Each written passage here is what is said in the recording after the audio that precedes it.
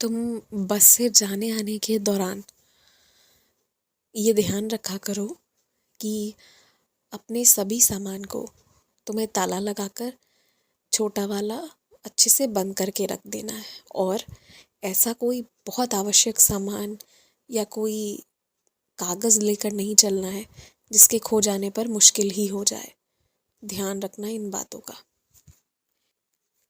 और एक बात सुनो, अपने बस, अपने रेलगाड़ी, अपने मेट्रो का किराया खुद ही भरो।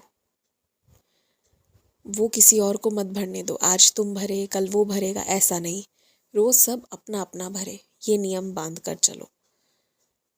देखो, कुछ चीज़ें होती है ना, उसमें लोग स्पष्ट नहीं भी होना पसंद करें तो भी तुम स्पष्ट रहो कि तुम कितना खर्च करोगे, क्या करोगे।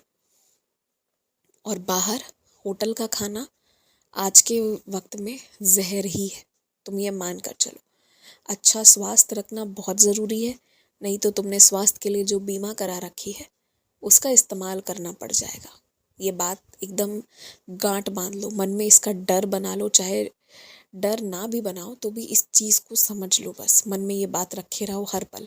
और ये याद करते हुए कभी भी बाहर कहीं खाने पीने जाते हो तो 15 दिन में एक बार जाओ।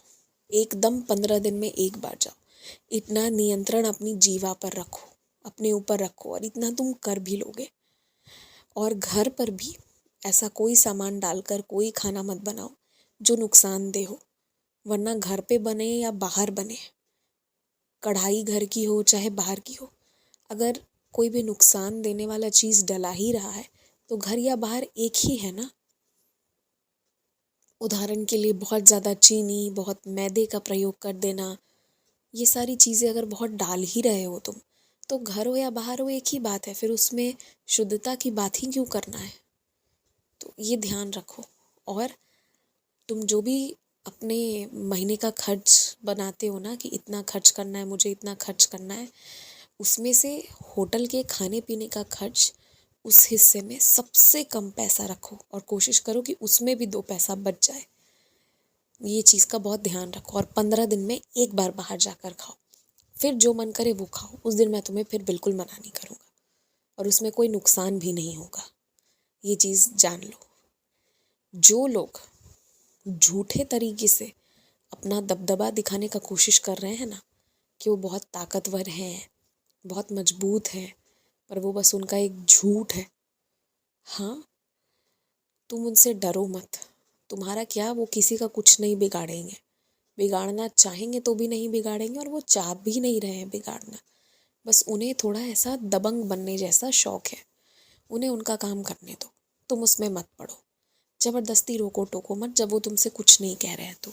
बाकी उनको शौक है दिखने का कि हाँ उनका दबदबा है, तो करने दो। अकल आ जाएगी तो ये हरकतें भी नहीं करेंगे वो।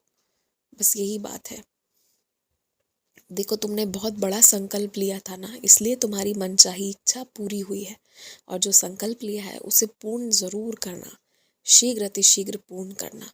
अपने कर्मों से कभी भागो मत। अगर कोई कष्ट मिल रहा है उससे भागो मत, उसका सामना करो। हर चीज़ में अच्छाई छिपी हुई है। बहुत सौभाग्य ही होता है किसी का कि उसको पुराने उसके जन्मों का या इस जन्म में भी कोई गलती हुई है तो उसे सुधारने का एक मौका मिलता है। वरना जो पाप कर रहे हैं और जो निरंतर करते जा रहे हैं ना, तुम समझो वो अपने लिए कितनी पीड़ा, कितनी कष्ट का पिटारा भर कर रखने वाले हैं, या रख भी लिया है अब तक। तो ये उनको सौभाग्य नहीं मिल पाया कि वो सुधार करें, वो तो और खराब ही कर रहे हैं। और कितनी योनियों से गुजर कर फिर उन्हें इंसान का रूप लेना होगा, पश्चाताप करना होगा। जब तक पूर्ण नहीं होगा उन्हें ये करते ही रहना होगा। उनकी आत्मा को थकना नहीं होगा, ये चीज़ है।